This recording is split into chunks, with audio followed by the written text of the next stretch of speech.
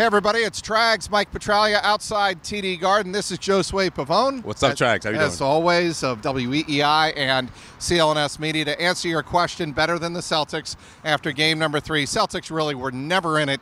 116-86. They lose by 30 on the road. What else is new?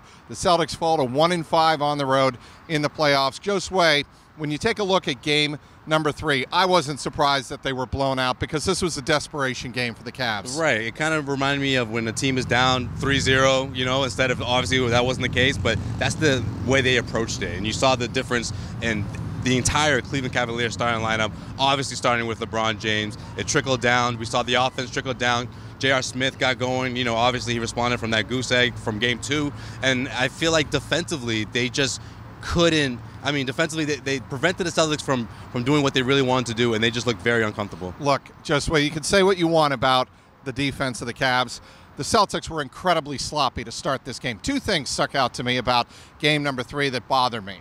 First of all, they were sloppy. They had 5 turnovers in the first 10 minutes, really helping the Cleveland Cavalier confidence on defense. And secondly, they were settling for jump shots, which is not something you see, especially in transition, the Celtics do a lot of. Yeah, in the first quarter specifically, Terry Rozier, you saw that a lot of the time. I felt like he was settling for easy jump shots instead of just going inside. I feel like he has that upper edge, especially against Hill. Hill is not a terrible defender, but we've seen Rozier blow past him in game 1 and 2, and I wanted to see more of that, especially in the first quarter. So, yeah, there's also lazy passes. We saw a couple crucial turnovers that really got Cleveland going, got the crowd going. Humongous lead in that first quarter, and it felt like the Celtics were just always playing from behind throughout the entire game. For everything that is ever said about LeBron James, the one thing last night that stuck out to me in game number 3 was his defense at the rim.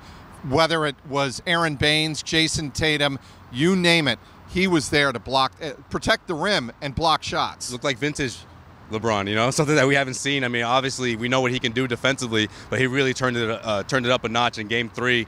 Not what we saw in game 1 and 2. I just feel like the Celtics offensively just wasn't as fluid as we saw in the first couple of games, and I think that they just looked really rattled and, like I said, uncomfortable. I know Al Horford has struggled in the past, especially in the playoffs when it comes to putting up attempts, but you have to find a way to make sure he takes more than 4 shots. That's sort of been the formula for wins in the postseason, making sure that he gets his touches, he gets his looks, and I just felt like the Celtics just didn't see that, especially in the second half when I thought that he had a chance to get it going and if he was able to get set up more. Josue, that was something Doris Burke, Brad Stevens pointed out to Doris Burke on the ESPN broadcast, was that, look, it was Al Horford with no shots in the first quarter, no shot attempts, and I don't know if he had one in the first half. He may have had a couple, but that can't happen. And that's not just on Al Horford. That is a team breakdown. Absolutely. You have to find a way to get him going, get him his looks, whether it's from the outside, whether it's down low, which I really like that matchup. I like that. We've been talking about that throughout the series. That's a favorable matchup for Al Horford against Kevin Love in the paint, or whether it's Tristan Thompson. I think you have to get that going, especially when the Cleveland Cavaliers really got going. Things started to pick up. The momentum started to pick up. The tempo. Slow things down, get the ball to Al in the post, and let things start from there. All right, and the other thing that we'll wrap up game number 3, wrap up here, and talking about it and summarizing it. When Cleveland goes 17 for 34 from three-point range and the Celtics were 6 for 24, I think you know who's going to win the game. Yeah, it's a big part of their DNA. It's what they do. And when J.R. Smith's making the shots he's making, Kyle Korver 4 for 4, LeBron James 3 for 3, long night for the Celtics. Right, and the Celtics just didn't hit their shots. 2 guys just didn't have good games. When you look at the box score, when you take a look at Jaylen Brown and Marcus Smart, I think they were a combined 4 for 16 from the field. That ain't going to get it done. Not going to cut it, Trags. Jaylen Brown, I think, is someone that you could turn to. Obviously, we've seen what he's done throughout the postseason.